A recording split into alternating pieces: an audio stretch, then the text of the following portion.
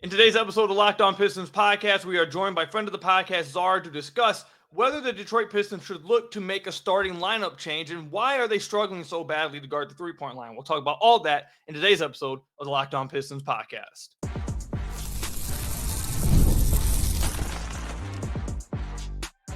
You are Locked On Pistons, your daily Detroit Pistons podcast, part of the Locked On Podcast Network, your team every day. What's the deal? Welcome back to another episode of the Locked On Pistons podcast. Per usual, I'm your host, Kuka Hill. You can find me over on Twitter at Kuka Hill. I want to thank you guys for making Locked On Pistons your first listen of every single day. We are free and available on all your podcast platforms. If you haven't already, head to the YouTube channel at Locked On Pistons. Hit that subscribe button or leave us a 5-star review on whatever podcast platform you're listening to this on. That's another great way to support the podcast. And today's episode is brought to you by FanDuel. You can start the season with a big return on FanDuel. New customers can place $5 bet, and you'll get started with $150 in bonus bets if you win your first $5 bet. Visit FanDuel.com to get started today. You'll hear a little bit more about them a little bit later. And also make sure you guys are heading to LockedOnDaily.com, typing in your email so you can get that Locked On Pistons daily newsletter along with your Locked On Pistons daily podcast. Or if you're watching this on YouTube, you can scan the QR code right here at the bottom right corner. I believe I'm pointing in over here on the right side over here. You can scan that and you'll get directed right to it as well. But we are joined by friend of the podcast, Zar, man. How you doing, man? Appreciate you coming on last second again. Sixth man of the year. I'm putting it in officially 2024, Locked On sixth man of the year, filling in once again. I'm good, bro. I appreciate you having me on as always. It's finals time right now for me, so I'm trying to grind and get done as soon as possible because I need a break. But just same as usual. Now, credit to you for lasting longer than I did in college. I couldn't take the. I almost did not.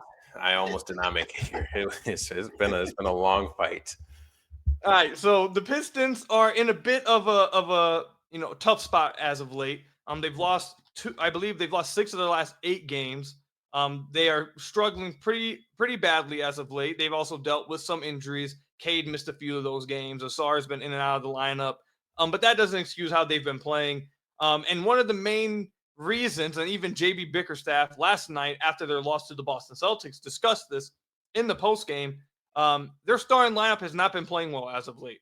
And he spoke about yesterday how they need the starting lineup to come out. If you're going to be a part of the starters, he said, then you need to come out and give us the right tone and the right energy out the gate. We shouldn't need the bench to come in and save us. And that was the case against Boston. So now I want to discuss with you, should the Detroit Pistons change their starting lineup? And before I get your thoughts, I do want to read some stats out for all the listeners and for yourself if you haven't seen these. So far, Cade Cunningham, Jaden Ivy, Tim Hardaway Jr., Tobias Harris, and Jalen Duren, they've played 188 minutes together so far. Do you know this number already? No, I did not. If you had to take a guess, what do you think their net rating is so far at 188 minutes? Is it in the negatives? Yes. It's like a negative 18. No, oh my God! If it was that bad, then the guys might need to be fine. All right, no, I go -7. Yes, you are just about, actually, damn near exact. It's -6.98 so far. Okay, in 188 minutes. So their defensive rating, the Pistons have slowly fallen. We'll talk about their defense a little bit later. But right now, last I checked, they're 18th in the NBA now. A few podcasts ago, like 2 podcasts ago, they were 13th. Now they're falling to 18th. They're just going down and down. And with this lineup, their defensive rating is 123.7, which is horrible. Their offense is a little bit better. It's 116.8, but the defense is falling so badly with this lineup. It's not worth the trade-off you're getting here. So the question I have for you is this: the Pistons are a quarter of the way, maybe slightly past a quarter of the way through the season. Do we have enough of a sample size to say this starting lineup should change? Yeah, I think so. It's pretty clear, like, when this starting lineup does click, it has pretty decent, like, offensive momentum, but it just has not worked for long enough that it's time to, make a change, especially now that you have pretty much a fully healthy team outside of Ausar. It's pretty much time. I think Tim Hardaway, since the concussion, has not been worthy of starting. And it's like not, a knock on him, but it's just he hasn't played to the same level he was playing prior to getting injured. And I also think that maybe possibly it's time to just switch out Duren and Isaiah Stewart in the starting lineup as well. Um, Jalen Duren, I thought, had a great start to the Milwaukee game the other night, but overall, I feel like the biggest part for me is that his energy hasn't really been there on both ends. And when you're supposed to be like an offensive center, you have to have at least something there. Granted, like, you know, we never fully know like health and like if his ankles are, completely fine, but I'm gonna go on the assumption that he's as fine as he can be. And it's unfortunate because I think going into the season, I myself predicted Duran to have a breakout season because I thought he would take the criticisms on his defense last season and put that to work. But that really hasn't been the case thus far. I mean, I know him and Stewart combined. I saw a stat the other day where they were like leading the league in like blocks per game combined, but I feel like that's more on the box score aspect than impact in the game. So I really feel like if you're going to make any changes, it's really at your starting 3 position, and it's going to be at your starting 5. Yeah, it's look. This is I put on my YouTube Locked On Pistons the story. Well, no, not story. A short YouTube short right after the game yesterday against Boston. I said there's 2 players. There's a few players you really need to start having discussions about.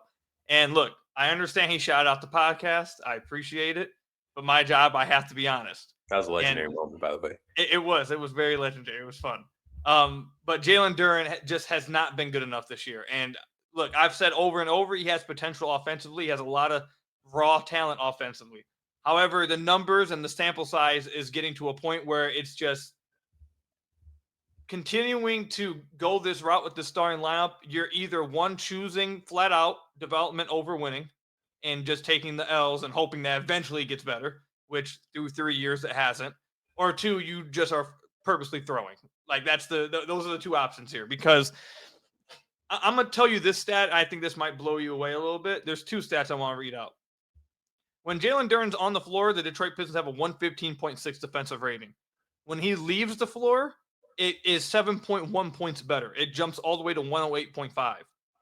The other problem with this is that if there wasn't such a vast, like, noticeable difference between him and the immediate backup, I don't think there'd be this much of a call out about it. But it literally is just like that. As soon as you put Stu in place, like it's just instantly is better. When Stu's on the floor, they have 109.5 defensive rating, and when he leaves the floor, defense is 4 points worse. So as soon as you bring Stu onto the floor, defense immediately goes to one of the best in the league. As soon as you take him off the floor and put Duren on there, it then becomes one of the worst defenses in the league. Like, it's that big of a drop off, that big of a swing. The other thing I want to show you is if you take that starting lineup, it has a minus 6.98 net rating. If you take that starting lineup, just take Duren off of it, put Stu in that lineup, the net rating is plus 9.9. So that's damn near a 12-point differential. That is a 12-point on-off difference. Now, I will say the Isaiah Stewart lineup does have a much smaller sample size. It's at 70 minutes. But I mean, that's not the only lineup data we have pointing to this. Like, I just read the other one. This one points to that direction, and just watching the games, you're seeing it happen as well. So the Pistons are finding themselves, I think. I don't think I really answered the question. Yes, they should change the starting lineup, obviously. But they're facing a situation at this point with their big men that it really is. It's a tough situation to find themselves in. And I will say this real quickly for the listeners. We'll probably push back the 3-point defense struggles to the 3rd segment. I believe the starting lineup probably should take up 2 segments. So we'll come back in a minute and continue it. But you're reaching a point with the starting 5 that do you want to move Stu to the starting lineup despite the fact he's really thrived as a backup 5? And do you really want to give up on Duren when he's 21 years old? Like, like, your face, it's not as simple as just, we're benching Duren and we're going to start Stu. Because then if you do that, there's things that come about that. Is Stu better with the starters than he is with the bench? You finally found the role that he's best in. Now you're having him upgrade to the 5. Is he going to have the same kind of impact at the 5? If you bench Duren, how's he going to react to that? How's his trade value going to look once it happens that he gets benched? How's his personality? How's his attitude going to be? Is he going to, like, all kinds of things happen And then if you do go the route of sitting Duren, I feel like you're basically giving up at that point. Like you're basically signaling to the league it didn't work out and he's not taking the development you want. And then at that point, now you're having another discussion of, okay, well, if 20 something games was enough for you to say it didn't work out, why didn't you trade him in the offseason then? And so it's just like, and then who are you upgrading then? Who are you going after then to refill? Because you can't permanently have Stu at the 5. Stu can't be your permanent starting 5. So then how are you addressing it now? It's a tough situation. The best case scenario was Duren to take that step. But I mean, look, we're 24 games into the season. And look, again, I would love for it to all work out for Duren and for it to come through. I appreciate the shout out, but I mean, the numbers are the numbers at this point, and it's reaching a sample size I just don't feel like we can ignore. Yeah, I feel like the sample size right now is just like, I think last season, like it was a thing where the beginning of the season, at least you had that to go off of for the rest of the season. It's like, okay, this is what he can be. But as this season, pretty much from the jump has gone, Stewart has objectively been the better 5.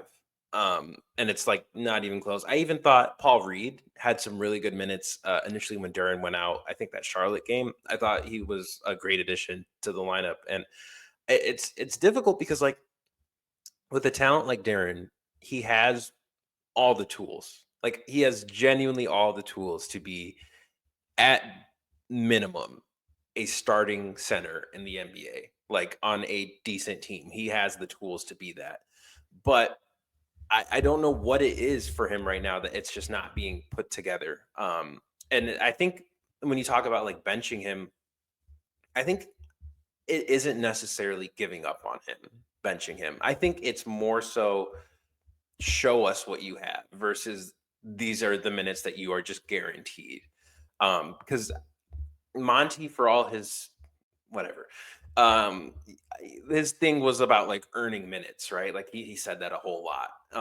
Now, was that always fair? No, but that's another conversation. But the idea of earning minutes, I think, is still something that needs to happen with this team because they're still young. And I think Duren is maybe someone who's gotten used to having that starting position. Do I think he'll react negatively to getting benched? I don't think so. Because I mean, Stewart was starting at the 4 last season and took this backup 5 role and has really like thrived with it. It's really just how you adjust with this change. I think benching Duren might be the best thing for him because you talk about trade value. Like if he can find a role where he gets utilized as a energy big off of the bench where like he has to be the energy guy versus like where because I feel like the energy for him has been an issue lately where it seems like he's taking plays off. If he has to be the energy guy off the bench and he has to provide that vertical spacing and he has to kind of show something on defense, I think that's when you maybe see what Duren has. Because I don't think it necessarily needs to be a permanent change, but I do think it's something that needs to happen to see how he reacts. All right, and when we come back, we're going to continue the discussion because there's other things that need to be discussed, obviously, with the starting lineup. So we'll push the 3-point defense struggles to the final segment. Stay tuned for that. But when we come back, we're going to continue on with this topic. We've all been there, spending more than we should during the holidays. Take control of your finances by using a Chime checking account with features like no monthly or maintenance fees, fee-free overdraft up to $200, or getting paid up to 2 days early with direct deposit. Learn more at chime.com/MBA. Chime helps with fee-free overdraft up to $200. Your next deposit is applied to your balance. Get spotted on debit card purchases and cash withdrawals. No monthly fees or maintenance fees. Over 50,000 fee-free ATMs. I'm sorry. Eligible items or not eligible items. My goodness, I'm fumbling bad here. Chime, forgive me. Eligible members get complimentary boosts to temporarily increase a friend's spot me limit. When you give a boost, they can boost you back to temporarily raise your limit. Set up direct deposit in your Chime account. After qualifying direct deposit of $200 plus, Chime will notify you to enroll in Spot Me. With an activated debit card, Chime will spot you up to $200 on debit card purchases and cash withdrawals. Your next direct deposit is applied to your negative balance. Chime never charges overdraft fees for using Spot Me. So enjoy the holidays while keeping your financial goals on track with Chime. Open your account in 2 minutes at chime.com/MBA. That's chime.com/MBA. Chime feels like progress. Banking services and debit card provided by the Bancorp Bank NA or Stride Bank NA members FDIC. Spot me eligibility requirements and overdraft limits apply. Direct deposit timing depends on submission of payment files. Boosts are available to eligible Chime members enrolled in Spot Me and are subject to monthly limits.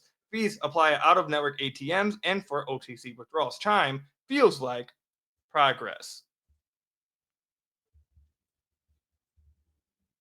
So I want to thank you guys again for making Locked On Pistons your first listen of every single day. We're free and available on all your podcast platforms. If you haven't already, head to the YouTube channel at Locked On Pistons. Hit that subscribe button or leave us a 5-star review on whatever podcast platform you're listening to this on. That's another great way to support the podcast. All right, so Czar, there's another part that I want to hit on with the big man discussion when it comes to the starting lineup and just the future of it, whatever. And then there's another position that you brought up, Tim Hardaway Jr.'s position. We'll talk about that as well. But the other thing I wanted to point out with the whole center discussion is that I think the Pistons, one of the things I'm really concerned about, or not, maybe not concerned, concern is the wrong word, just interested to see, is the fact that, okay, I don't think anyone wants Stu to be like the starting five long term. Like, I think everyone agrees that Stu is a backup five and he thrives in that role. My thing is, if you don't want to, this is the concern. If you don't want to give up on Jalen Duren, but you also want to keep Isaiah Stewart. And I think this is probably part of the reason why you're hearing Isaiah Stewart's name in trade rumors over the last week or week and a half or whatever. If you don't want to give up on Duren and you want to just make him the backup, but then you also know that Stu probably is not the starting five option that you'd like to have permanently, how do you then acquire, if they want to take it slow with Duren, let's say they want to move him to the backup five position and want him to stay there and just develop over the next year. Or maybe even going into the next year. They want to keep him and just let him develop until he's ready to be a starting big. And he only is 21, so that could be the case. If that is the option, how do you then keep Duren and Stu if you don't want Stu to then be your long-term starting five piece? So if you want Duren to take the backup five position away long-term until he's ready, then what does that do with Stu? So then are you moving Stu to try to get that starting level five then? Are you choosing Duren's development over keeping Stu? I feel like that's a larger discussion that then comes about if you do want to take the route of, okay, we want to bring Duren off the bench because we believe in his long-term potential. We'll just take it slow and develop him that way and give him a lesser role. But then we also don't really believe that Stu is probably the best starting five for us. Then what do you do? So what do you have to say about that? I feel like I don't necessarily know if Stu has to be the backup five, if that makes sense. I just feel like the minutes we've seen of him thus far show to me that he is, and objectively, one of the best defensive bigs in the league. And I feel like you don't necessarily need to go out and get I know Pistons fans love throwing out names like Nick Claxton or something like that. I don't think you need to go get someone like that if you have Stu. And I think you just have to maximize the rest of your starting lineup to where that can work. The Warriors made Kevon Looney, a starting five for them that actively won them a championship. I don't think there is this clear-cut answer to the starting center. I think Isaiah Stewart could and should be the starting center on this team. Now, obviously, we still have to see how it plays out, and when we see extended minutes of him with whatever the new starting lineup is. I just feel like you have to see it play out before you're okay, Duren's now our backup, and Stu, we'll have to send him out somewhere else. I think it's far more likely that a Paul Reed maybe gets dealt somewhere than a Isaiah Stewart. And I just think that Stu, to me, I feel like he provides enough. I know he hasn't made as many 3-pointers this season as he did last, but that he can provide spacing if you do choose to, use him in that way, because that really hasn't been the case much this season. He finds himself in spots sometimes where he's taking a three, but it's not been nearly as much as it was last season in terms of volume. But I just feel like there's too much there to really just we're going to go ahead and not invest in him as a starting center. And I also think in terms of identity, which is something I hammered in on a lot, preseason, and then the piece I wrote at the beginning of the season was about identity. And I feel like identity starts and stops with Isaiah Stewart on this team. So I don't believe the Pistons will trade Isaiah Stewart, but if they did, I feel like that would be a huge hit to their culture that they're trying to build and to the identity of the team as it is right now. Because it's evident, like every time he checks in, the stats show that the game changes for Detroit. Now that's also because Duren hasn't been really that great for them, but it's also because Stewart just adds a lot to them on the court. And then there's this intangible of his energy that I think plays a huge factor. So I don't necessarily think they have to make a trade for the center position. I just think they have to get a little more creative.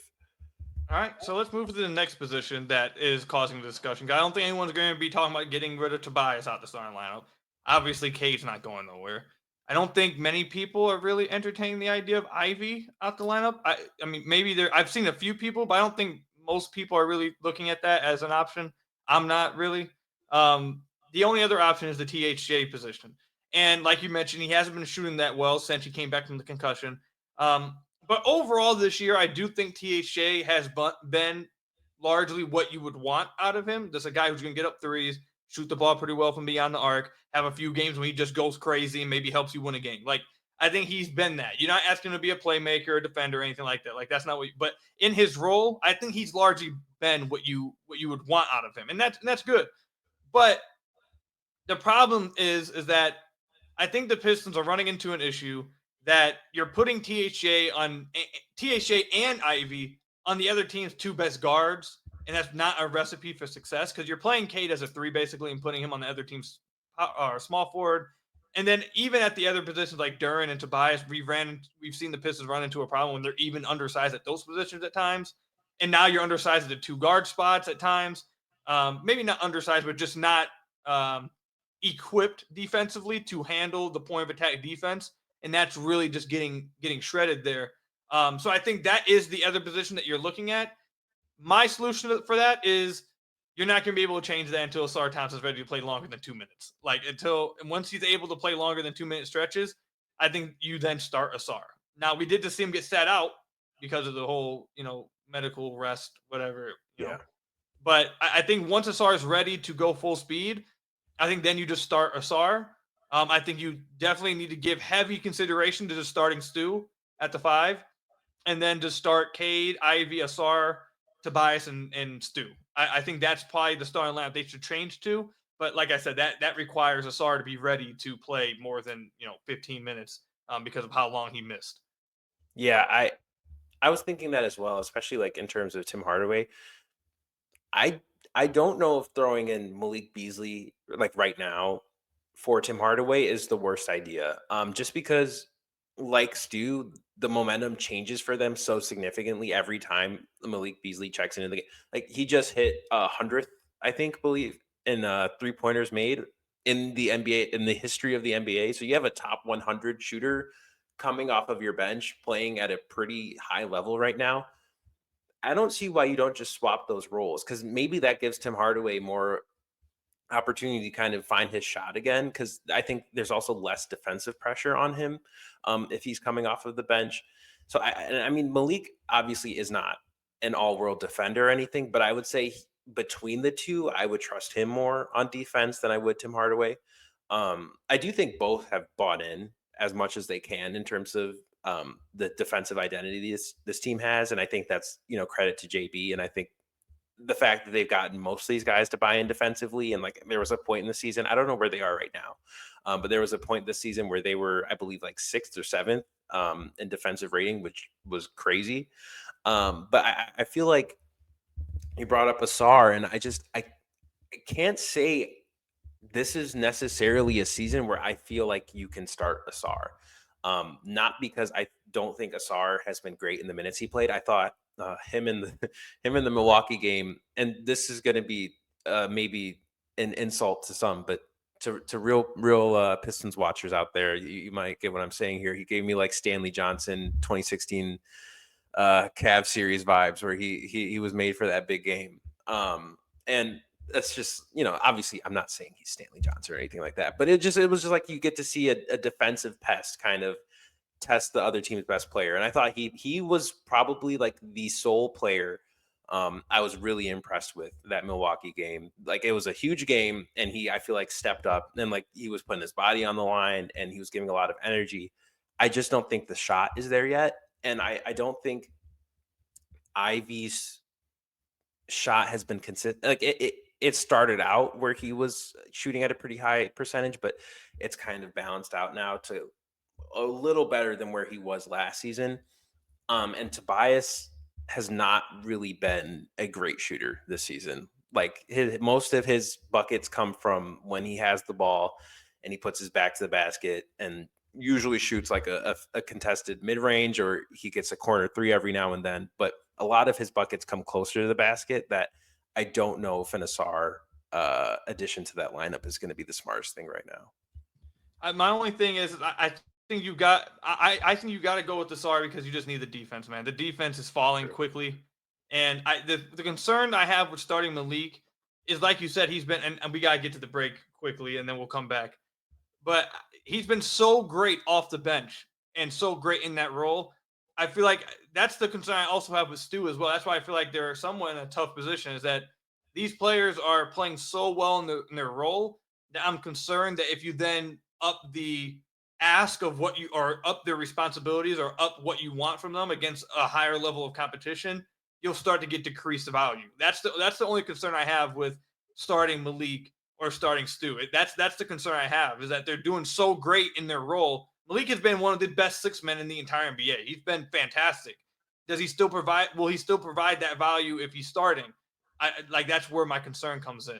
And then obviously the other concern I have is just that I think you run into the same defensive issues with him than you would with THJ. And eventually I think eventually you have to find out, can Ausar, Cade, and Ivy play together. Eventually you got to find that out, I think. And I think they also need the ball handling. I think Asar's ball or playmaking as well can bring something to the line. But if he's not full strength or fully stamina wise, like, you can't really make the argument to start him.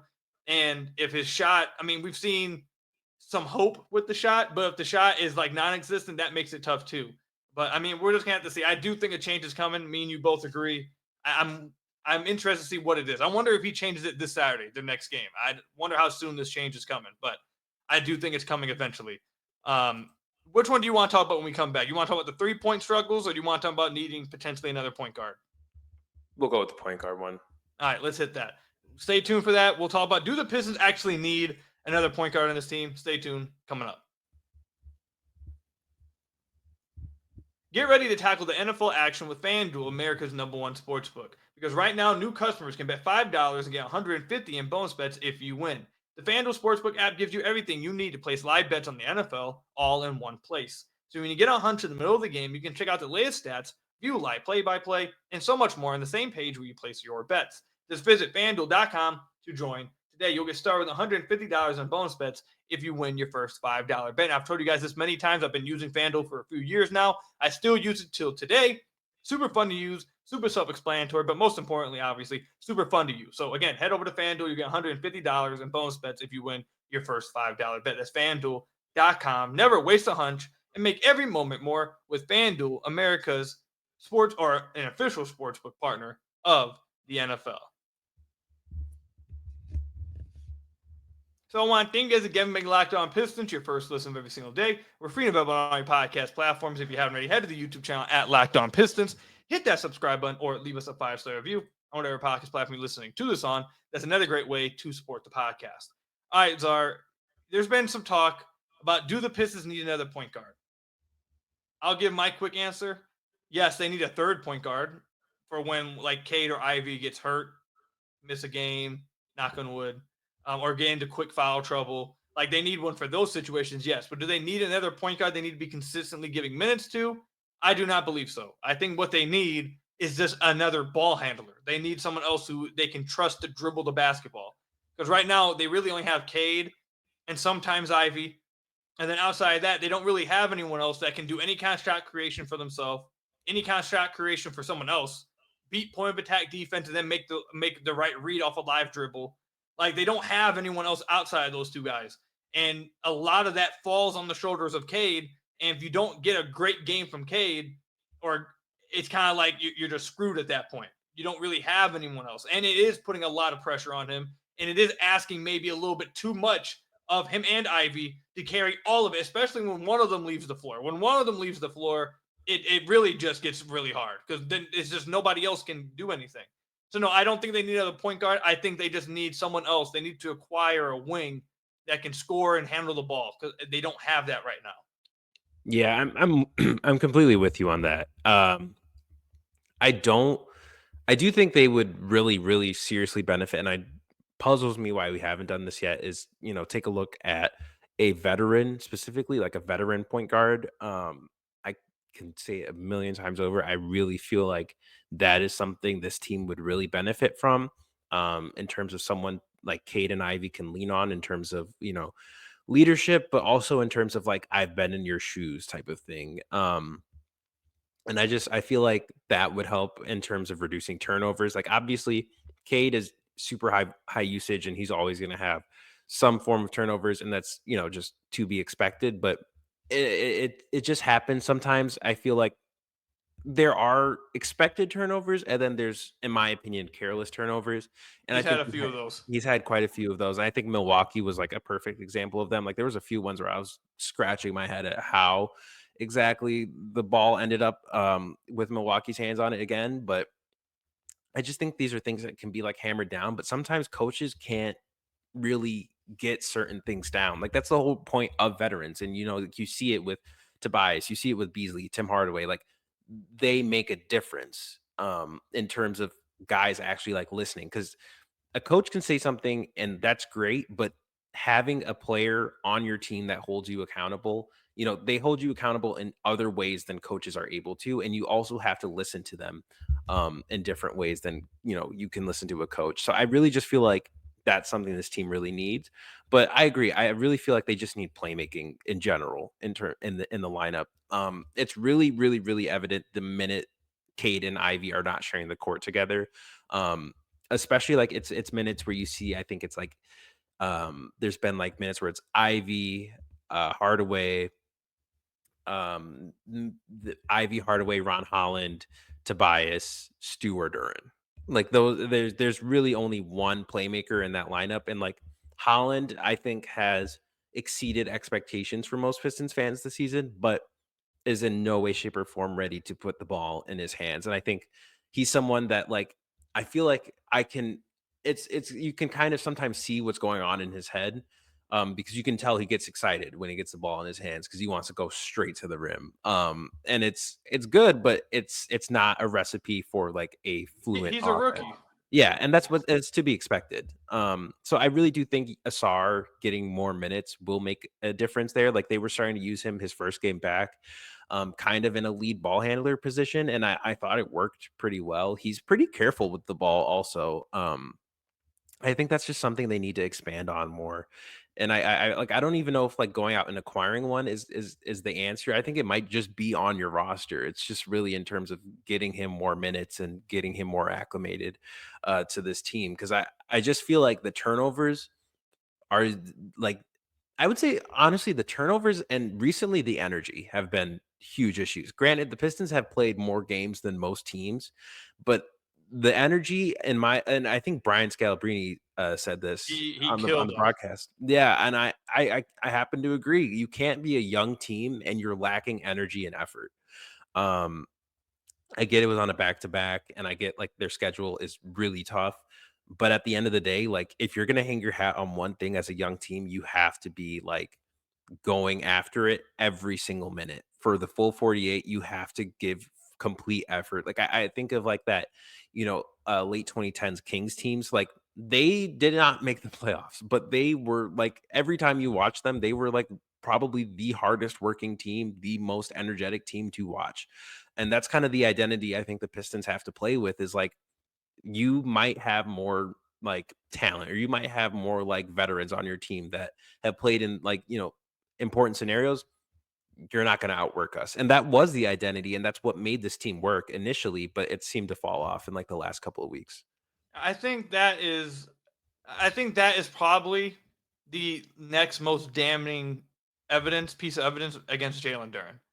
Because Jalen Duren was supposed to take up those playmaking responsibilities Duren, like one of the things that JB talked about preseason, talked about in the offseason at media day, he talked about when he first was hired.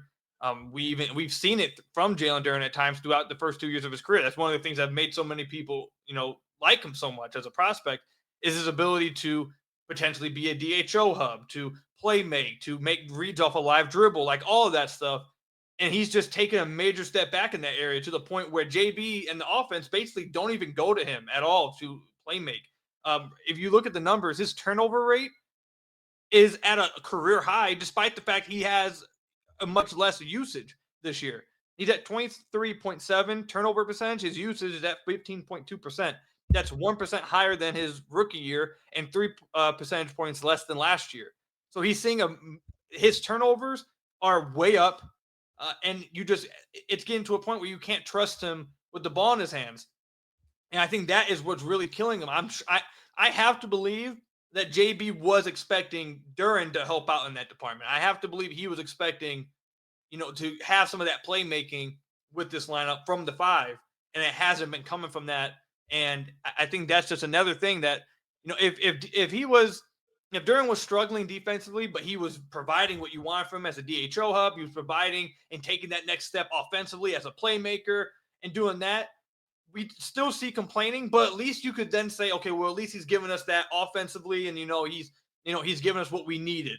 The Pistons can't say that right now. Right now, he's not taking the step forward in the playmaking department. So now they really look like they're desperately lacking in that department, and he's struggling defensively. It just hasn't been great. So we both agree with the playmaking. They need to address it, and it may be on the roster. It just, as soon as Ausar can play full minutes, that may be it. But we'll wrap it up here. Is there anything else you want to say before we wrap it up? One super quick thing on the Duren turnovers. Go ahead. It is super, super simple, in my opinion. Why he turns the ball over so much is that and this would drive my dad insane when I did this, like when I played in like the Chippewa Valley leagues growing up. It was quite simple because when I was little, I always played center. I bring the ball down. When you get the rebound or you have the ball in your hands and you're a big guy and you bring the ball past like your knees, you're cooked. And I've seen that happen so many times. And I'm like, man, just you gotta like keep the ball up, because then he gets attacked, he gets double teamed and blitzed, and that leads to a turnover. I think it happened last night. I think it also happened in Milwaukee or against Milwaukee as well. So that was just a super quick thing I wanted to add. No, yeah, that, and I think he's been getting, as of late too, when he gets the ball, he's been getting too what's the word I want to look for? Anxious or aggressive, trying to get his own shot. He wants to go score. He wants to prove that he can do it. And then, like, even yesterday, he had a really bad one. He tried to do a floater over 2 people and an air ball to the left. I was just like, bro, like, come on. But all right, we'll wrap it up there. Appreciate you, Zar, for coming on, man. You guys know where to follow him over on Twitter at ZarkXavier. I'll see you guys in the next one. Stay safe. Thank you for making Locked On Pistons your first listen of every single day. We are free and available on all your podcast platforms. And until next time, I'll see you guys later. Stay safe out there. Until next time, peace out.